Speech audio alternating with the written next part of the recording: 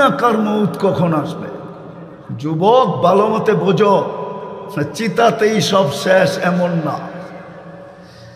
তুমি মুসলমানের ঘরে জন্ম নিলে, উম্মতে মুহাম্মদী হইলে, মাথার উপরে মুকুট লাগাইলে কুনতুম খায়রা উম্মাহ, অনেকগুলা মুকুট তোমার মাথায় আছে যেগুলা তুমি চোখে দেখতেছো না। কোরআন ঘাটলে দেখা যাবে তোমার মাথায় কয়টা মুকুট। কোরআন হাদিস ঘাটলে দেখা যাবে কয়টা মুকুট তোমার মাথায়। তুমি উম্মতে মুহাম্মদী, 24 ঘন্টা ভোগ করবে আল্লাহটা, আর তুমি বলবে আমার কাছে সময় নাই, আই এম ভেরি বিজি। যে মৃত্যু তো অবধারিত, আবার যেই কোনো সময় আসতে পারে। সুস্থ বইলা যে মৃত্যু আসবে না এমন না, মরতে কিন্তু সময় লাগে না, ঠিক না? আবার মৃত্যু আসতেও সময় লাগে না, ঠিক না?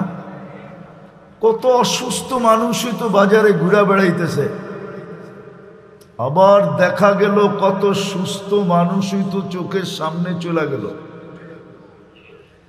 কত বুড়াই তো রাস্তায় ঘুরতেছে, আবার দেখা গেল কত যুবকই তো রাস্তার থেকে বাহির, ঘরের থেকে বাহির হলো ডিজিটাল ঘোড়ায় চড়া। ডিজিটাল ঘোড়া চিনেন কি? মোটর সাইকেল হলো ডিজিটাল ঘোড়া। অ্যানালগ ঘোড়া 60-70 মাইল ব্যাগে চলতো, আর ডিজিটালটা 150-200 মাইল ব্যাগে চলে, ঠিক না? কত যুবকই তো গাজীপুরে পাওয়া যাবে ডিজিটাল ঘোড়ায় বাহির হলো, বিকালে লাশ হয়ে ফিরে আসলো, 2-1 ঘন্টা পরেই লাশ হয়ে ফিরে আসলো, 10 মিনিট পরেই লাশ হয়ে ফিরে আসলো। তো মৌত দেখতে দেখতে, শুনতে শুনতে, জানাজা পড়তে পড়তে, দাফন করতে করতে আমরা অভ্যস্ত। আমাদের জন্য মৃত্যু অবধারিত, এটাও সত্য। কার কখন আসবে কেউ জানে না, কার কখন আসবে কেউ জানে না। এমনও হইতে পারে কাল সকালে এই এলাকার কেউ সূর্য উঠতে দেখবে না। এরকম এলাকা দুনিয়াতে আছে। বেশি দিন দূরে যেতে হবে না, গত ডিসেম্বরের আগের ডিসেম্বরে তুর্কিতে ভূমিকম্প আসছিল রাত্রে, 7.8 ভূমিকম্প, একসাথে 1.5 লক্ষ লোক মারা গেছে, এক শহর মাটির সাথে মিশে গেছে। ওইখানের 1.5 লক্ষ লোকের আর সূর্য উঠা দেখা হয় না। হতে পারে কাল সকালে এখানের কেউ সূর্য উঠা দেখবে না, হতে পারে আমিও দেখব না। সূর্য আজ কিন্তু বলতে বলতে ডুবছে, লান আউদ ফি হায়াতিকা আবাদা। হতে পারে তোমরা আর আমাকে উঠতে দেখবে না। ডুবতে তো দেখলে, কিন্তু উঠতে হয়তো তোমরা আমাকে দেখবে না। কিন্তু ছোট একটা প্রশ্ন হলো আমার, যে 24 মৃত্যুর জন্য প্রস্তুতি আমাদের কতটুকু? মৌত তো অবধারিত, কিন্তু প্রস্তুতি কতটুকু? যুবক কতটুকু প্রস্তুতি নিতেছে? নারী কতটুকু প্রস্তুতি নিতেছে? ওইখানে তো কারো কাছে জিজ্ঞেস করা হবে না। লা তাজিরু ওয়াজিরাতুন বিজরা উখরা। একজনের পরিচয় দিয়ে তো আরেকজনের চলবে না। দুনিয়া তো চলে, দলের পরিচয় দিয়ে চলে, ব্যক্তির পরিচয় দিয়ে চলে, বংশের পরিচয় দিয়ে চলে, পদবীর পরিচয় দিয়ে চলে, পেশার পরিচয় দিয়ে চলে। এইখানে বেশিরভাগ মানুষেরই পেশার কার্ড হবে লোকে। চাকরিজীবী যারা, প্রত্যেক গার্মেন্টসের আলাদা আলাদা কার্ড থাকে, ঠিক না? খবরে তো কোনো পরিচয় দিয়ে চলবে না।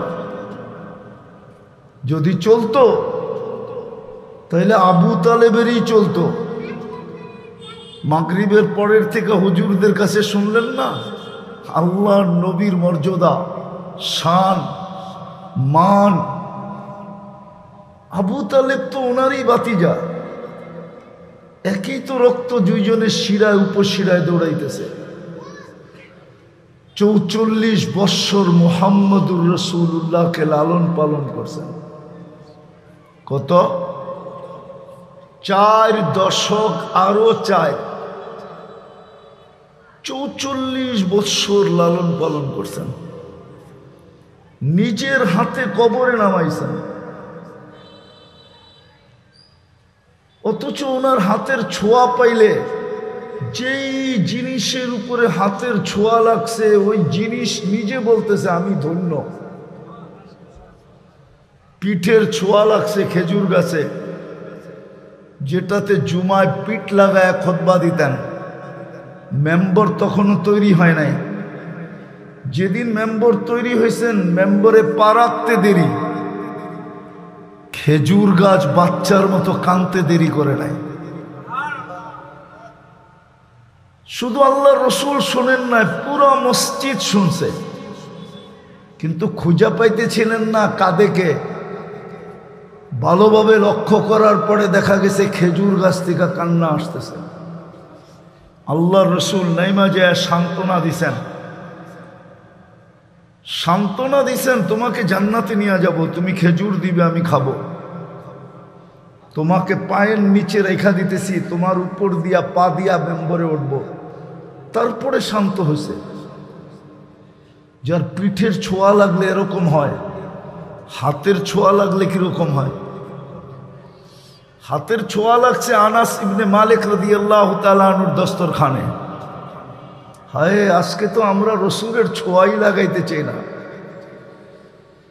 যার শরীরের ছোঁয়া লাগলে, যার ইশারা ইঙ্গিত পাইলে ভাগ্য খোলে, ইঙ্গিত। আজকে তো যুবকরা তার আদর্শে চুল কাটতে চায় না। মেয়েরা চুল নিয়ে ট্রোল করে, ট্রোল, ব্যঙ্গ করে যুবকদের চুল নিয়া। এক যুবকও বলতে পারবে না যে চুল কাটা থেকে মেয়েরা ওকে প্রেমপত্র পাঠাইছে, I.U পাঠাইছে আজ পর্যন্ত। বরং চুল দেখা কয় কাউয়া কাটিং কই পাইলি, বদনা কাটিং কই পাইলি, বাটি কাটিং কই পাইলি। 10-15টা তো নামই আছে চুলের কাটিং এর, খালি মেয়েরা নাম দিছে। তো বুঝাইতেছিলাম, যার হাতের ছোঁয়া পাইলে দুনিয়ার আগুন সুতা পর্যন্ত জ্বালাইতে পারে না, ওই রসুল নিজের হাতে চাচাকে কবরে নামাইছেন। নামায় শুধু চোখের পানি ছেড়ে দিয়া বলছেন, আম্মি মা তারাক্তালি সাবিলা, চাচা আমার জন্য কোনো সুযোগ রাখলেন না, আমি যে আপনার জন্য কিছু করব এই সুযোগটাই তো রাখলেন না আপনি। সর্বশেষ পরীক্ষা করে দেখছেন, চেষ্টা করে দেখছেন যে শেষ দোয়া করে দেখি। হাত উঠাইতে দেরি, জিবরিল আলাইহিস সালাম আয়াত নিয়ে আসতে দেরি করেন নাই। মা কানা লিন-নাবিয়্যি ওয়াল্লাযীনা আমানু আইয়াস্তাগফিরু লিল মুশরিকিন, আইয়াস্তাগফিরু লিল মুশরিকিনা ওয়ালাউ কানু উলু কুরবা। নবীজি, বন্ধু আপনার জন্য শোভা পায় না, মুশরিকের জন্য কেন হাত তুললেন? তো মৃত্যু অবধারিত, আমাদের প্রস্তুতি কতটুকু? বলবেন প্রস্তুতির দরকারটা কি? কেন 24 ঘন্টা আপনি কারটা বুক করেন? বলেন, সুস্থতা কার? হ্যাঁ, সুস্থতা যদি না দিতেন আপনি ফ্যাক্টরিতে কাজ করতেন কি করে? মাসের শেষে যা পান এটা গণতেন কি করে? সুস্থতা যদি না দিতেন, সুস্থতা যদি না দিতেন তো আপনি মাসের পরে পরিশ্রম করতেন কি দিয়া? সুস্থতা যদি ডেলি সকালে কিনতে হইতো বাজার থেকে, কোম্পানির থেকে, ফ্যাক্টরির থেকে বা কোনো জায়গার থেকে যদি সুস্থতা নিতে হইতো তাহলে ডেলি কয় টাকা বিল দিতে হইতো?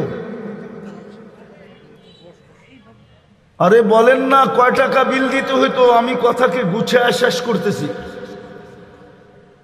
বেশি লম্বা করার সুযোগ আমার কাছে নাই। 2-4-10 মিনিটই শেষ করে দিব। প্রস্তুতির প্রয়োজন এই জন্য যে আপনি সারাদিন কাঠটা ভোগ করেন, অস্তিত্ব বাদ দিলাম।